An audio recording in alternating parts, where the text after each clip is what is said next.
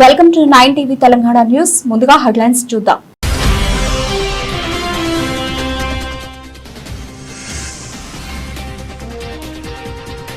Husnabad municipal ఎన్నికల్లో పోటీ చేయనున్న అభ్యర్థులకు మద్దతుగా బండి సంజయ్ ప్రచారం.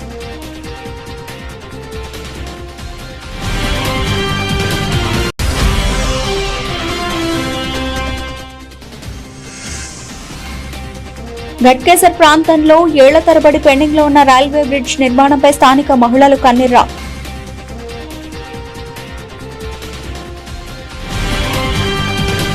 కేంద్ర హోంశాఖ సహాయ మంత్రులు బండి సంజయ్ హుస్నాబాద్ మున్సిపల్ ఎన్నికల్లో పోటీ చేయనున్న అభ్యర్థులకు మద్దతుగా ప్రచారం చేయడానికి వచ్చి అంబేద్కర్ చౌరస్తాలో ఏర్పాటు చేసిన సభలో ప్రసంగిస్తూ రేవంత్ రెడ్డి తనను కోసిన డబ్బులు లేవని, ఢిల్లీ వెళితే చెప్పులు ఎత్తుకుపోయే దొంగలాగా చూస్తున్నారని అంటున్నారు. ఇప్పుడు జరిగే మున్సిపల్ ఎన్నికల్లో బీజేపీ అభ్యర్థులను గెలిపిస్తే కేంద్రం నుండి నిధులు తెచ్చి అభివృద్ధి అంటే ఏంటో చూపిస్తా అన్నారు. పేద 10వ తరగతి విద్యార్థులు పరీక్ష ఫీజు కట్టుకోలేకపోతే 15,000 మంది విద్యార్థులకు తన జీతం నుండి కట్టానని తెలిపారు. అదేవిధంగా 20,000 మంది విద్యార్థులకు 5,000 రూపాయలు విలువ చేసే సైకిళ్లు కొనిచ్చామన్నారు. 3-4 నెలల్లో 9వ తరగతి విద్యార్థులకు కూడా సైకిళ్లు ఇవ్వడానికి ప్రయత్నం చేస్తున్నామన్నారు.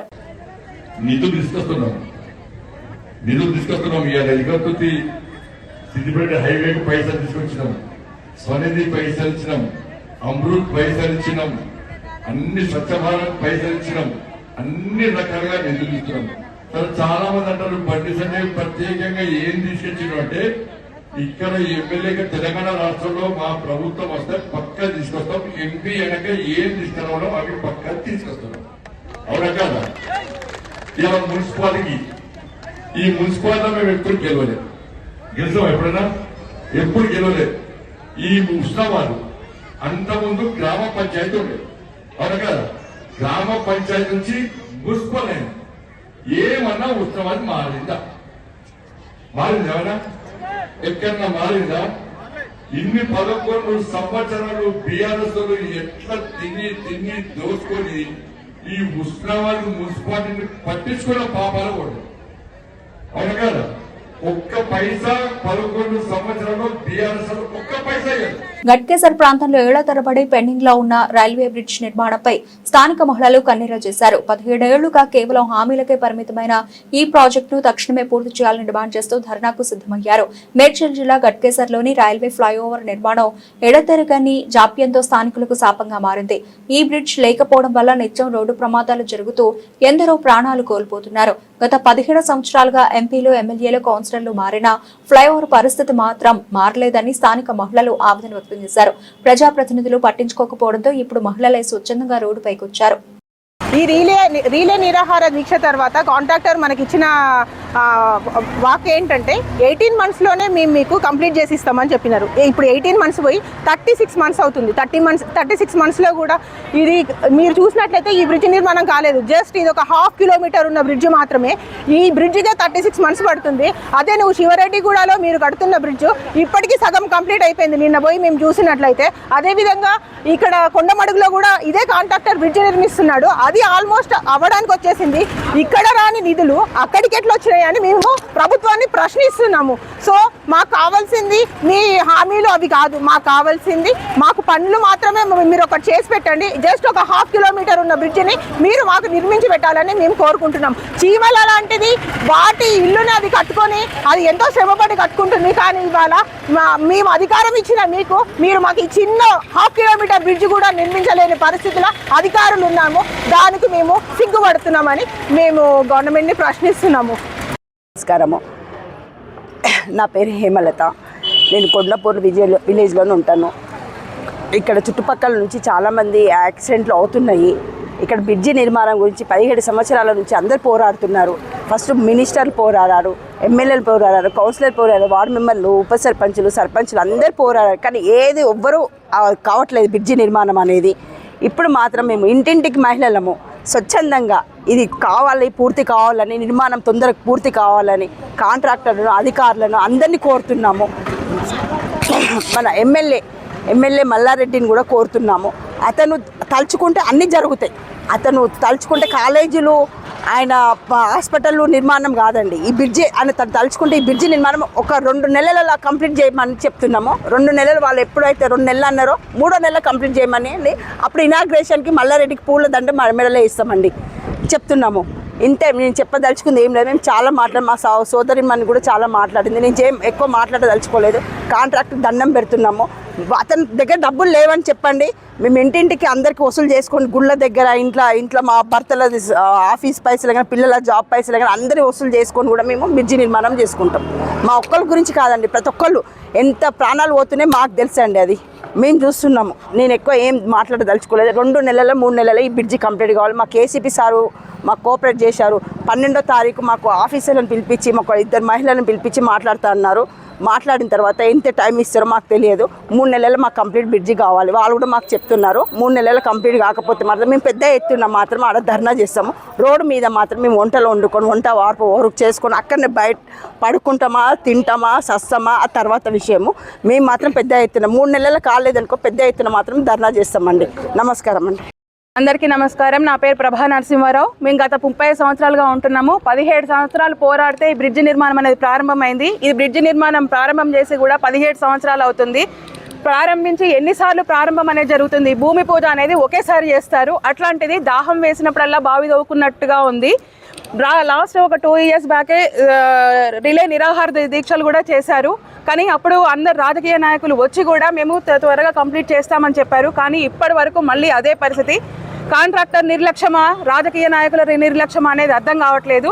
ఇక్కడి నుంచి ప్రయాణం చేయాలి అని అంటే దాదాపు మేము చుట్టూ తిరిగి వెళ్ళాలంటే 5 నుండి 6 కిలోమీటర్లు వస్తుంది. వాహనాలు ఉన్న వాళ్ళ పరిస్థితి అంటే పర్వాలేదు. ఇంకొకటి ఏంటంటే ఆ మాధవరెడ్డి బ్రిడ్జ్ అనేది మూల మలుపు చాలా ప్రమాదకరంగా ఉంది. యాక్సిడెంట్ జోన్గా మారింది. ఒకవేళ పాదచారులు వెళ్ళాలంటే ఇదే బ్రిడ్జ్ నుంచి పట్టాలు దాటి వెళ్ళాలి. ఈ పట్టాలు దాటి వెళ్ళాలంటే డైలీ 250 నుంచి 300 వరకు ట్రైన్లు ప్రయాణిస్తూ ఉంటాయి. సిగ్నలింగ్ అనేది కూడా చాలా దూరంగా ఉండి వృద్ధులకు, పిల్లలకు వెళ్ళే వాళ్ళకి త్వరగా ఈ వెలుతురు కనిపించకపోవడం వల్ల కూడా చాలా ప్రమాదాలు జరుగుతున్నాయి. మరి వీళ్ళ యొక్క పరిస్థితి ఏంటి? కాంట్రాక్టర్ దీనికి వీళ్ళకి భరోసా ఇస్తాడా? రాజకీయ నాయకులు భరోసా ఇస్తారా? మేము మహిళలందరం కూడా మాకు ఎలాంటి రాజకీయ ప్రలోభాలు లేకుండా స్వచ్ఛందంగా మా కుటుంబాలు బాధపడుతున్నాయి. మా పిల్లలు, మా భర్తలు వీళ్ళందరూ కూడా ఉద్యోగాలకు వెళ్ళాలన్నా, బయటికి వెళ్ళాలన్నా ఎంతో బాధను అనుభవిస్తున్నారు. కాబట్టి ఈ ఎంతమంది రాజకీయ నాయకులు, యూత్ అందరు పార్టిసిపేట్ చేసినా ముందుకు కావట్లేదని మహిళలందరం కూడా చైతన్యవంతులమయ్యి మేము దీనికోసం పోరాడుతున్నాం. మా పోరాటానికి సమాధానంగా కాంట్రాక్టర్ సమాధానం చెప్పాలి.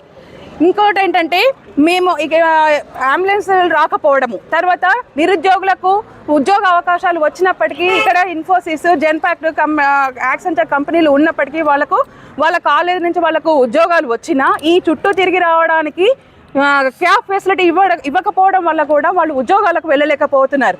డే షిఫ్ట్, నైట్ షిఫ్ట్ అనేది ఉంటాయి. వాళ్ళకి మరి క్యాబ్ ఫెసిలిటీ లేకపోతే వాళ్ళ ఉద్యోగాలు ఎలా చేసుకుంటారు? కుటుంబాలు ఎంత భారంగా తయారయ్యాయంటే రోజుకి దినదిన గండం నూరేళ్ళ ఆయుష్ అన్నట్టు తయారైపోయింది. ఇలాంటి వాళ్లకు రాజకీయ నాయకులు, ప్రస్తుతం ఉన్నటువంటి మినిస్టర్ కూడా 40 లక్షల ఉద్యోగాలు ఇస్తాము, 50 లక్షల ఉద్యోగాలు ఇస్తున్నాం అంటున్నారు. వచ్చిన ఉద్యోగమే నిలుపుకోవడానికి కావాల్సినటువంటి సహకారం ఇవ్వకపోతే కొత్త ఉద్యోగాలు ఎక్కడి నుంచి ఇస్తాడు? మా పరిస్థితి ఏంటి? ఇప్పుడు నెక్స్ట్ జనరేషన్ పెరుగుతుందా, తగ్గుతుందా? మరి వాళ్ళ పరిస్థితి ఏంటి? యువతకి ఎలాంటి ఆదర్శం ఇస్తున్నారు ఈ రేవంత్ రెడ్డి కానీ, పాత ఉన్నటువంటి మినిస్టర్లు కానీ? లాస్ట్ మూడు ప్రభుత్వాలు మారాయి. మల్లారెడ్డి సార్ 2 సార్లు ఎన్నుకున్నాం. ఆయన పాలమ్మినా, పూలమ్మినా, నేను కష్టపడ్డా, పైకి వచ్చినా మరి నన్ను ఆదుకోండి, మీ కష్టాలను తీరుస్తా అని చెప్పిండు. మరి పాలమ్మి, పూలమ్మి సంపాదించి తన హాస్పిటల్లో తను ఊడబెట్టుకుంటే సరిపోయిందా? మరి మా ప్రజల సమస్యలు తీర్చేది ఎవరు? ఆయన కష్టాన్ని తెలిసిన వాళ్ళ. ఎన్నికల ప్రచారాల గడువు ముగుస్తున్న వేళ నల్గొండ జిల్లా మిర్యాలగూడ పట్టణంలోని కాంగ్రెస్ పార్టీలో జోష్ను పెంచారు. ప్రచారంలో ఎంపీ రఘువీర్ రెడ్డి, డీసీసీ అధ్యక్షుడు పునా కైలాష్, ఎమ్మెల్సీ శంకర్ నాయక్, ఎమ్మెల్యే బత్తుల లక్ష్మారెడ్డి పాల్గొన్నారు. పలు వార్డులో పర్యటిస్తూ ఓటర్ల దగ్గరకు వెళ్లి తమకు ఓటు వేసి గెలిపించాలని అభ్యర్థించారు. అనంతరం నేతలు మాట్లాడుతూ కాంగ్రెస్ పార్టీ అంటేనే పేదల పార్టీ అని, కాంగ్రెస్ పార్టీని గెలిపించుకుంటే తమ వార్డులో ఉన్న ప్రతి సమస్యలు పరిష్కరించుకునే విధంగా కృషి చేస్తామని అన్నారు. మిర్యాలగూడ మున్సిపాలిటీలో మీరందరూ కాంగ్రెస్ పార్టీకి ఓటేసి అత్యధిక మెజార్టీతో మున్సిపాలిటీని కైవసం చేసుకోవాలని చెప్పారు.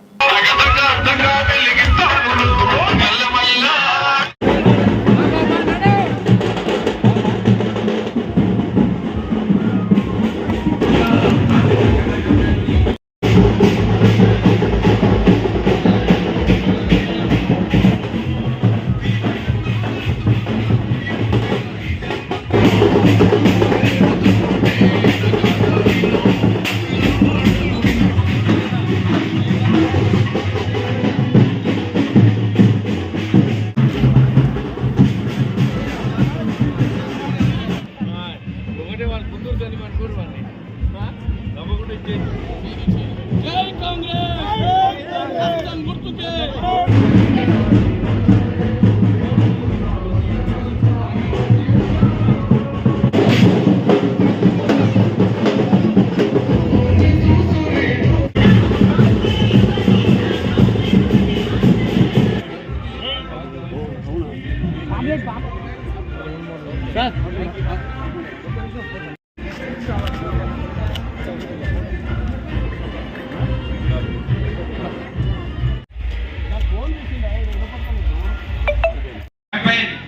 చేయడంలో అర్థమైంది. సలీము గత 5 సంవత్సరాల నుంచి ఈ వార్డులో ఉండిపోయినసారి ఓడిపోయినా కానీ ఎంత సేవ చేసుకుంటుందో.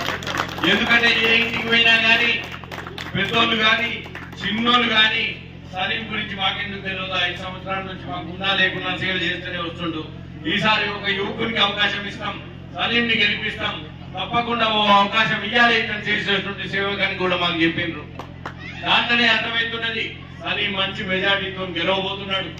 మంచి గెలవబోతున్నాడే కాదు, ఈ రోజు ఇక్కడ మన ప్రచారానికి వచ్చిన ప్రతి ఒక్క కార్యకర్తకు నేను చెప్తున్నా, వచ్చిన ప్రతి ఒక్కరు కూడా మీ ఒక్క ఓటు కాదు, మీరు ఒక్కొక్కరు ఒక 10 ఓట్లు మీ తరఫున కాంగ్రెస్ పార్టీకి సలీంకి వేయించి భారీ మెజార్టీతో మనం గెలిపించి కౌన్సిలర్ గా పంపించాలి.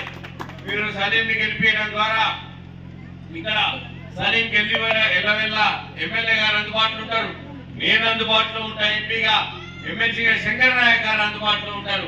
కాబట్టి ఇక్కడ పైన అధికారం కూడా కాంగ్రెస్ పార్టీదే ఉంది. ఇందాక ఎమ్మెల్యే గారు చెప్పినట్టు అధికార పార్టీ ఇక్కడ మున్సిపాలిటీకి నిధులు తేవాలన్నా, ఈ వార్డుకు నిధులు తేవాలన్నా, మీకు నీళ్ళ సమస్య ఉన్నా, రోడ్ల సమస్య ఉన్నా కానీ చేయవలసింది ఇక్కడ ఉన్నటువంటి ఎమ్మెల్యే గారు, ఎంపీగా నేను, ఇక్కడ రేపు ఎన్నిక కాబోయే మున్సిపల్ చైర్మన్ గారు, కాంగ్రెస్ పార్టీ నుంచి ఎన్నిక కాబోయే మున్సిపల్ చైర్మన్ గారు.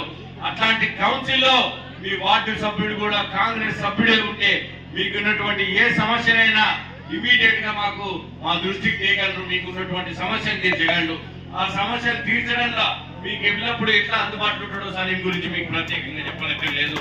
సలీం ముఖ్యంగా నాకు బాగా కావాల్సిన వ్యక్తి. మీరందరూ కూడా సలీంకి ఓటేయండి, భారీ మెజార్టీతో గెలిపియండి.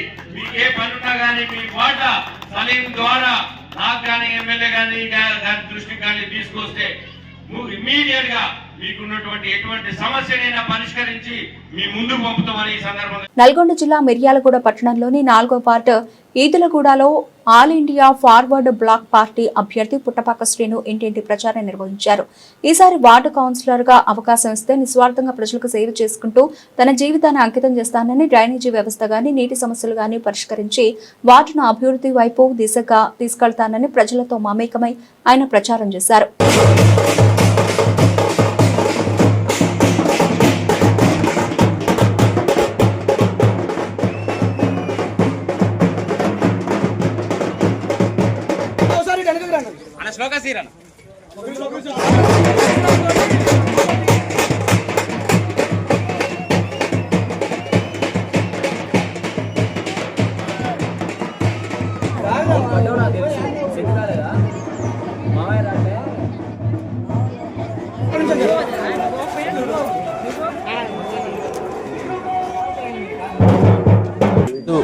మన మిర్యాలగూడలోని 4వ వార్డు మున్సిపాలిటీ పరిధిలోని నేను స్వతంత్ర అభ్యర్థిగా ఆల్ ఇండియా ఫార్వర్డ్ బ్లాక్ సింహం గుర్తుపై పోటీ చేస్తున్నాను.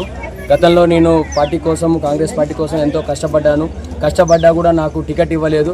అయినా కూడా ప్రజలు కూడా అయ్యా నువ్వు నిలబడాలే, ప్రజల మనిషివి, నువ్వు నిలబడితే మేము గెలిపిస్తావా అని చెప్పేసి అన్నారు. ప్రజల కోసమే, ప్రజల మనసుల కోసమే ఈరోజు నేను 4వ వార్డులో స్వతంత్ర అభ్యర్థిగా సింహం గుర్తుపై నిలబడి ఈరోజు నేను బరిలో ఉన్నాను. గత 5 రోజుల నుండి నిరంతరంగా ప్రజల కొరకు, ప్రజల సేవ కొరకే నేను ముందుకు పోతున్నాను. ప్రజలు నన్ను ఎక్కడికి పోయినా కూడా చాలా ఆశీర్వదిస్తున్నారండి. అయ్యా నువ్వు ఉండాలే, నువ్వు మంచిగా సేవ చేస్తావు, గతంలో కూడా ఏ ఇబ్బందులు ఉన్నా మా ఇంటికి వచ్చినాము, మా గడపకు వచ్చినావు, నువ్వు చిన్న సమస్య ఉన్నా కూడా మా దగ్గరకు వచ్చి పనిచేసినావు అయ్యా, నిన్ను మేము గెలిపించుకుంటావా అని చెప్పేసి ప్రజల ఆశీస్సుల మేరకే నేను ఈరోజు ముందుకు రావడం జరిగింది. నన్ను కష్టపడ్డ వాళ్ళని నన్ను మోసం చేయడం జరిగింది. అయినా కూడా జనబలం ఉన్నాక కూడా నన్ను ఎవరు ఏం చేయలేరు. నేను జనం కోసమే బతుకుతా, జనం కోసమే ఉంటానని చెప్పేసి ఈరోజు 4వ వార్డులో ఎన్నో సమస్యలు ఉన్నాయని గతంలో 10 సంవత్సరాల సంది రాజకీయాల సేవలు ఉంటూ నేను ముందుకు పోతున్నాను. ప్రతి ఇంట్లో ఏదో ఒక రకంగా గడపలో ఏదో ఒక రకంగా నా సేవలు చేసుకున్న వాళ్ళు ఉన్నారు. ప్రతి అక్క కానీ, చెల్లె కానీ, అన్న కానీ, తమ్ముడు కానీ, అమ్మ కానీ ప్రతి ఒక్క ఇంట్లో నేను ప్రతి కుటుంబంలో నేను ఒక్కరిగా ఉన్నాను. ఆ ఉద్దేశంగా ఈరోజు నేను బరిలో ఉన్నాను. ప్రజలందరూ కూడా చాలా ఆశీర్వదిస్తున్నారు. ప్రజల కోసం, మన బీసీ, ఎస్టీ, మైనార్టీ, ఎస్సీ వాళ్ళ కోసం నేను ఈరోజు పనిచేస్తానని చెప్పేసి మీ అందరికీ ఇక్కడ జనాముఖంగా నేను ప్రామిస్ చేస్తున్నాను. ప్రతి ఒక్కరూ నన్ను ఆశీర్వదించండి. నేను ఎక్కడికైనా వెళ్ళి ప్రభుత్వం కోసం, మా ప్రజలు కష్టాలున్న ఎక్కడికైనా వెళ్ళి నేను మీకు ఎక్కడ ఏ పథకాలున్నా ఏదైనా కానీ మీ ప్రజల కోసం తీర్చే విధంగా నేను పనిచేస్తానని చెప్పేసి ప్రతి ఒక్కరికి తెలియజేస్తున్నాను. ప్రజలారా గమనించండి, ఈ రోజు నేను స్వతంత్ర అభ్యర్థిగా ఉన్నందుకు గాను మీకు ప్రజలకి చాలా ఇబ్బందులు పెడుతున్నారు. ప్రతి ఒక్కరు మీకు ఏం కాదు, నేను ఎక్కడికి పోయినా ఎన్ని కేసులు పెట్టినా ఏం చేసినా కూడా నేను మీ ఎమ్మటి ఉంటానని చెప్పేసి తెలియజేసుకుంటాను. నాకు ఏం కాదు, మీరున్నాక నేను ఎవ్వరూ నన్ను ఏం చేయలేదు. ప్రజలారా గమనించండి, ప్రతి ఒక్కరూ సింహం గుర్తుపై ఓటేసి నన్ను గెలిపించి మీ ఇంటి దగ్గర ఆశీర్వదించాలని చెప్పేసి ప్రతి అక్కా చెల్లెలకు, అన్న తమ్ములకు ప్రతి ఒక్కరికి నేను పేరున నమస్కరించుకోలేదు. సింహం గుర్తుకే. వికారాబాద్ జిల్లా కొడంగల్ మున్సిపాలిటీ ఎన్నికల ప్రచారంలో భాగంగా కాంగ్రెస్ పార్టీ 4వ వార్డు కౌన్సిలర్ అభ్యర్థి, మున్సిపాలిటీ చైర్మన్ అభ్యర్థి నందనం ప్రశాంత్ ఇంటింటి ప్రచారం నిర్వహించారు. చైర్మన్ అభ్యర్థి నందనం ప్రశాంత్ మీడియాతో మాట్లాడుతూ, కానీ అన్ని వార్డులలో కాంగ్రెస్ పార్టీ కౌన్సిలర్ అభ్యర్థులను పూర్తి మద్దతు గెలిపిస్తే చైర్మన్ అయిన తర్వాత కొడంగల్ మున్సిపాలిటీ సమస్యలను సీఎం రేవంత్ రెడ్డి సహకారంతో పరిష్కరించి మున్సిపాలిటీని అభివృద్ధి చేస్తామని తెలిపారు. మున్సిపల్ ఎలక్షన్ లో భాగంగా 8 వార్డులో క్యాన్వర్సింగ్కు రావడం జరిగింది. అయితే మీకు అందరికీ తెలుసు, గతంలో టీఆర్ఎస్ ప్రభుత్వంలో మళ్ళా నిన్ననో మొన్ననో నరేందర్ రెడ్డి వచ్చి అది చేసినాం అని చెప్పి చాలా గప్పాలు కొట్టిపోయిండు. యాడ ఏం చేసినా ఇలా ప్రజలందరూ ఆయన వెంబడి ఉండేటోళ్ళు. మళ్ళీ ఆయన చేయనందుకే మళ్ళా మన గౌరవనీయులు రాష్ట్ర ముఖ్యమంత్రి రేవంత్ రెడ్డి గారి తరఫు మళ్ళీ ఎలక్షన్లో మళ్ళీనాక కూడా చాలా జిమ్మిక్కులు చేసి ఎవరెవరితోనో కలిసి చాలామంది క్యాండిడేట్లను అనవసరంగా వేయించి తీసుకొని పోయి ఫామ్ హౌస్లో దాపెట్టుకొని తీసుకొని వచ్చి మళ్ళీ వదిలిపెట్టిండు. ఆయన ఫామ్ హౌస్లో దాపెట్టినా దాపెట్టినా ప్రజలు ఇచ్చే తీర్పుకు శిరసా వహిస్తాం అందరం. ఎందుకంటే ఇలా అభివృద్ధి పథంలో కొడంగల్ నడుస్తుంది. కొడంగల్లో ఏ గల్లీలో ఏం కావాలన్నా, సీసీ రోడ్లు కావాలన్నా, మోర్లు కావాలన్నా, నీళ్లు కావాలన్నా చేసేది కాంగ్రెస్ ప్రభుత్వమే, చేపించేది కూడా కాంగ్రెస్ ప్రభుత్వమే. ఇవాళ కాబట్టి ప్రజలందరూ మళ్ళా కాంగ్రెస్ పార్టీ ఎంత ఉంటారు, కాంగ్రెస్ పార్టీకి సహకరిస్తారు. 12 వార్డులలో 12 వాళ్ళు తప్పకుండా కాంగ్రెస్ పార్టీ జెండా ఎగరవేస్తాం. అభివృద్ధి ప్రణాళికతోనే మున్సిపల్ కూడా ముందర జరగబోతుంది. గతంలో లాగా కాకుండా కొత్త మున్సిపాలిటీలో కొత్త కారణంతోన కొత్త అవకాశాలతోన చాలా కొత్త దీంతోన కొత్త మున్సిపల్ ఏర్పడబోతుంది. మున్సిపల్ అయిన తర్వాత కూడా అభివృద్ధి ప్రణాళిక కార్యక్రమాలు కూడా కొత్త తరాల్లోనే ఉంటాయి, పాత తరాలు ఏమీ ఉండవు. కాబట్టి దీన్ని దృష్టిలో ఉంచుకొని రేపు 11వ తారీఖు జరగబోయే ఎలక్షన్లో కొడంగల్ ప్రజలందరూ కాంగ్రెస్ పార్టీకి పట్టం కట్టి మా ఎంపడి ఉంటారని ఆశిస్తున్నాం. కాలనీలో మన గౌరవనీయులు ముఖ్యమంత్రి రేవంత్ రెడ్డి గారు అయిన తర్వాతనే ఇవాళ రోడ్ల పనులు జరుగుతున్నాయి, మోర్ల పనులు జరుగుతున్నాయి. నీళ్ళ సమస్య ఉందంటే ఈ కాలనీకి సపరేట్గా ఒక వాటర్ ట్యాంక్ ఏర్పాటు చేసి నీళ్ళ సమస్య కూడా తీరుస్తాం. ఇవాళ ఇక్కడ వస్తే అందరూ అదే అడుగుతున్నారు, మరుగుదొడ్లు అంటే అందరు ఇల్లు కట్టుకుంటారు కాబట్టి మరుగుదొడ్లకి ఏదైనా సెంట్రల్ గవర్నమెంట్ స్కీమ్ ఉంటే ప్రతి ఇంటికి మరుగుదొడ్డి కనిపించేటట్లా కూడా ప్రణాళికలు రూపొందిస్తాం. ఇదే గాంధీనగర్లో కానీ, కార్గిల్ కాలనీ కానీ ఇలా ఒక సీఎం నియోజకవర్గం లోపలనే మహిళలకు మరుగుదొడ్లు కరువైనాయి.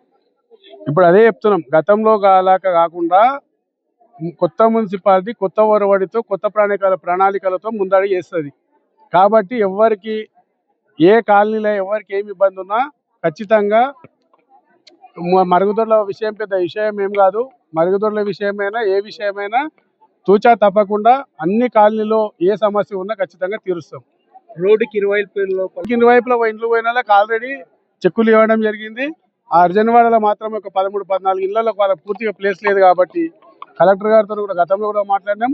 మళ్ళీ ఎలక్షన్లు అయిపోయిన తర్వాత కూడా మళ్ళీ ఒకసారి అవసరం అనుకుంటే ముఖ్యమంత్రి గారితో కూడా కలెక్టర్ సార్కు ఫోన్ చేపిస్తే వాళ్ళకు 14-15 మందికి ఖచ్చితంగా 100 గజాల జాగా ఒక ఇందిరమ్మ ఇల్లు ఇప్పించే పూర్తి చేస్తామని చెప్తున్నాం. ఇప్పుడు ఇందిరానగర్ కాలనీ లోపల ఇందిరమ్మ ఇండ్లు చాలా 2-3 శాంక్షన్ అయినా అంటున్నారు. దానిపైన ఒక స్లమ్ ఏరియాలో మీరు ఎలాంటి చొరవ తీసుకుంటారు? అంటే ఇందిరమ్మ ఇండ్లు అనేటివి గతంలో రాజశేఖర్ ఇచ్చిన తప్ప మళ్ళీ 10-12 ఏళ్ల నుంచి ఎవరికి ఇండ్లు వేయలేరు. ఆ 10-12 ఏళ్ల నుంచి ఉన్న యువకులకు అంతా పెళ్లిళ్ళు అయ్యి ఇండ్లలో కూడా వాళ్ళకు సంసారాలు అలాగైనప్పుడు జాగాలు కూడా కావాలి వాళ్ళకు. కాబట్టి ఇవాళ ఖచ్చితంగా ఇందిరమ్మ ఇండ్లు అనేటివి ఒక్కొక్క వార్డుకు ఏప్రిల్ మొదటి విడతలో 50 ఇండ్లు ఇప్పించేటట్లా ప్లాన్ చేస్తున్నాం. కోడంగల్ పట్టణం లోపల ప్రధాన ఎన్నికల భూమి లేదు. మేజర్గా గాంధీనగర్ వాసులు కూడా నాకు చెప్పిండ్రు, ఈ విషయం ఏది ఉన్నా గవర్నమెంట్ ప్లేస్ ఎక్కడ ఉంటే అక్కడ వాళ్ళకి అలాట్ చేపిస్తాం, లేకుంటే ఏందనేది ప్రత్యామ్నాయంగా కూడా కలెక్టర్ గారితో సీఎం గారితో మాట్లాడి దాని మీద చొరవ తీసుకుంటాం.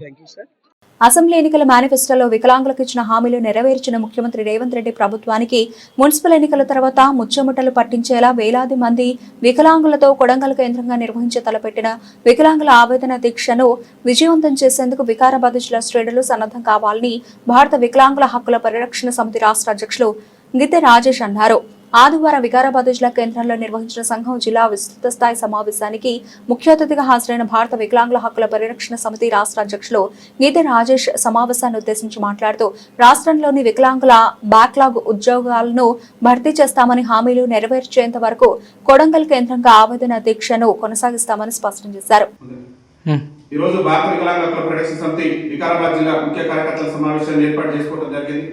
ముఖ్యంగా ఏదైతే కాంగ్రెస్ పార్టీ మరి ఆనాడు పిసిసి అధ్యక్ష హోదాలో ఉన్నటువంటి రాష్ట్ర ముఖ్యమంత్రి రేవంత్ రెడ్డి గారు వికలాంగుల సమాజానికి ఏదైతే మా కాంగ్రెస్ పార్టీ అధికారంలోకి వస్తే వికలాంగుల పెన్షన్ 60,000 రూపాయలు చేస్తాం, రాష్ట్రంలో వికలాంగుల అట్రాసిటీ చట్టాన్ని అమలు చేస్తాం, రాష్ట్రంలో వికలాంగులకు ఆర్టీసీలో 100% రాయితీతో ఉచిత ప్రయాణ సౌకర్యం కల్పిస్తాం, రాష్ట్రంలో వికలాంగుల సంక్షేమ శాఖను ప్రత్యేక శాఖ చేసి వికలాంగుల సంక్షేమ శాఖకు ప్రత్యేకమైనటువంటి నిధులు కేటాయిస్తాం, రాష్ట్రంలో వికలాంగుల బ్యాక్లాగ్ ఉద్యోగాలను భర్తీ చేస్తామని చెప్పేసి అనేకమైనటువంటి హామీలు ఇచ్చినటువంటి రాష్ట్ర ముఖ్యమంత్రి రేవంత్ రెడ్డి గారు మరి ఆయన ముఖ్యమంత్రిగా బాధ్యతలు చేపట్టి దాదాపు 2 ఏళ్లు పూర్తిగా వస్తుంది. తన 2 ఏళ్ల పరిపాలనలో వికలాంగుల సమాజానికి ఇచ్చినటువంటి ఏ ఒక్క హామీని కూడా నెరవేర్చకుండా మరి వికలాంగుల సమాజం పట్ల వివక్ష ప్రదర్శిస్తున్నటువంటి సందర్భంలో ఈ రోజు భారత వికలాంగుల హక్కుల పరిరక్షణ సమితి ఆధ్వర్యంలో రాష్ట్ర ముఖ్యమంత్రి రేవంత్ రెడ్డి గారు కాంగ్రెస్ పార్టీ ఎన్నికల మేనిఫెస్టోలో ఏదైతే వికలాంగుల సమాజానికి సంబంధించినటువంటి ఇచ్చినటువంటి హామీలు ఉన్నాయో అన్ని హామీలను కూడా నెరవేర్చాలని చెప్పేసి భారత వికలాంగుల హక్కుల పరిరక్షణ సమితి ఆధ్వర్యంలో ఈ రాష్ట్ర ముఖ్యమంత్రి గారికి రాష్ట్ర కాంగ్రెస్ ప్రభుత్వానికి కూడా మరి చెప్పబెట్టులాగా ఉండే విధంగా కొడంగల్ కేంద్రంగా వికలాంగుల ఆవేదన దీక్ష నిర్వహించి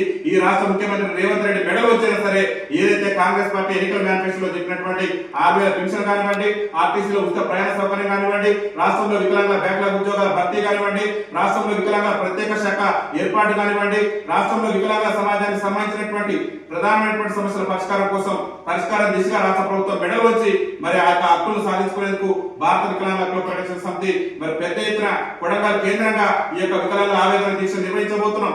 రాష్ట్ర ముఖ్యమంత్రి గారు ఆలోచన చేయాలి. తెలంగాణ రాష్ట్ర ముఖ్యమంత్రిగా బాధ్యతలు చేపట్టిన తర్వాత ఏనాడు ఈ రాష్ట్ర ముఖ్యమంత్రి వికలాంగుల దినోత్సవాలలో కూడా పాల్గొనలేదు.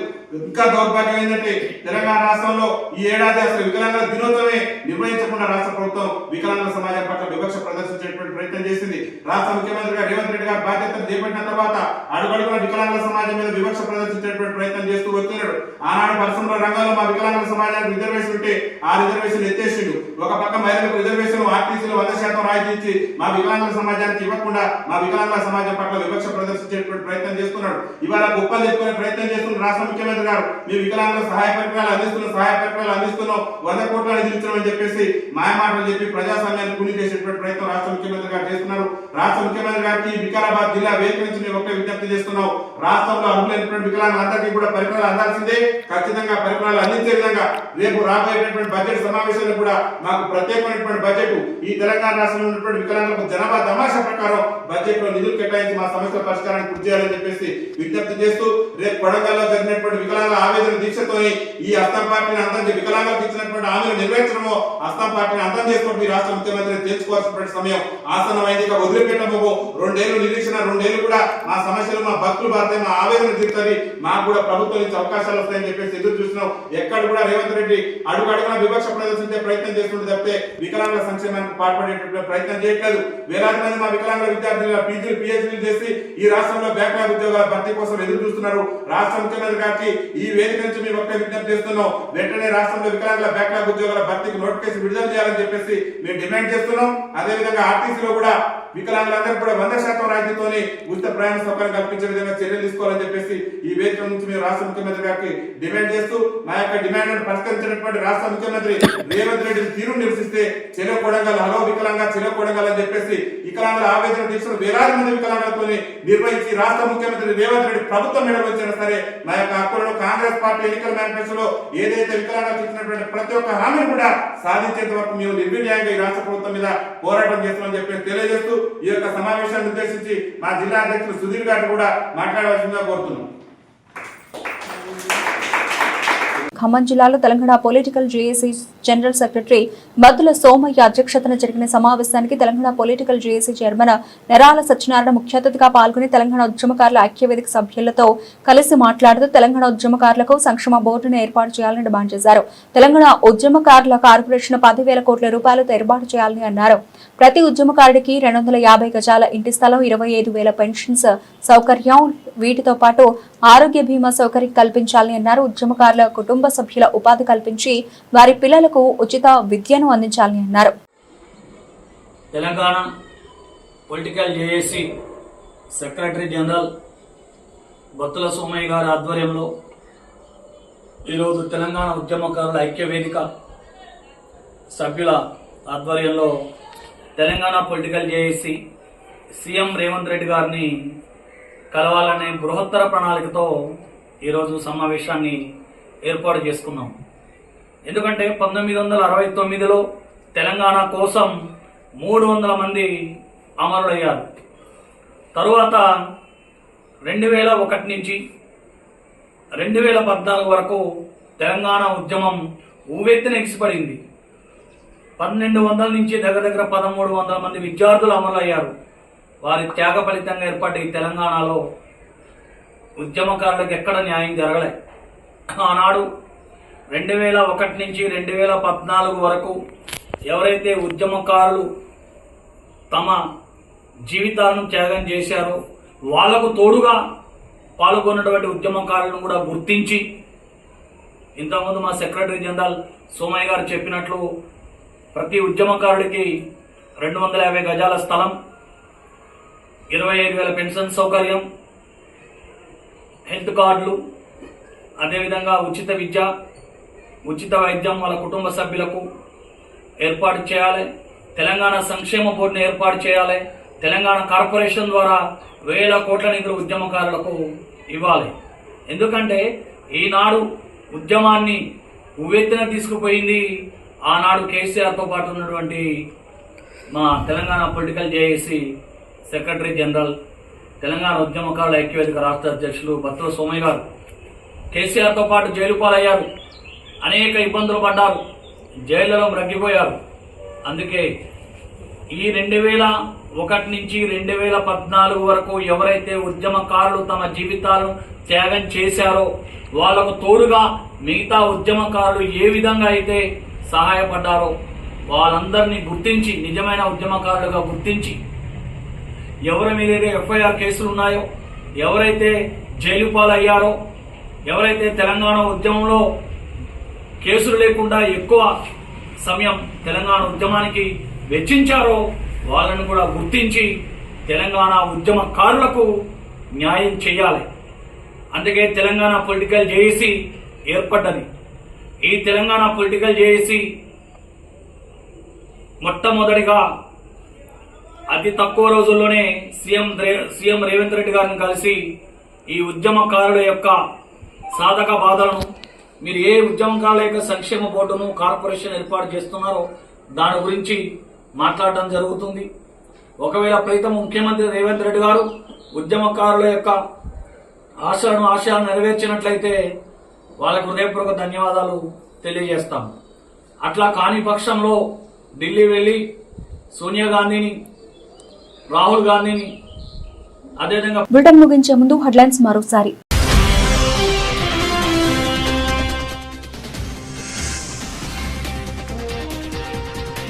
హుస్నాబాద్ మున్సిపల్ ఎన్నికల్లో పోటీ చేయనున్న అభ్యర్థులకు మద్దతుగా బండి సంజయ్ ప్రచారం.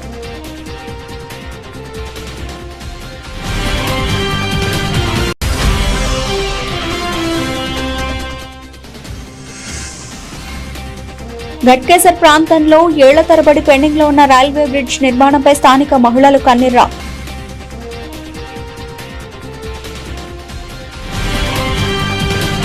ఇవి ఇప్పటివరకు నవలసిన అప్డేట్స్. మరిన్ని అప్డేట్స్ తో మళ్ళీ కలుద్దాం. అంతవరకు సెలవు. నమస్తే.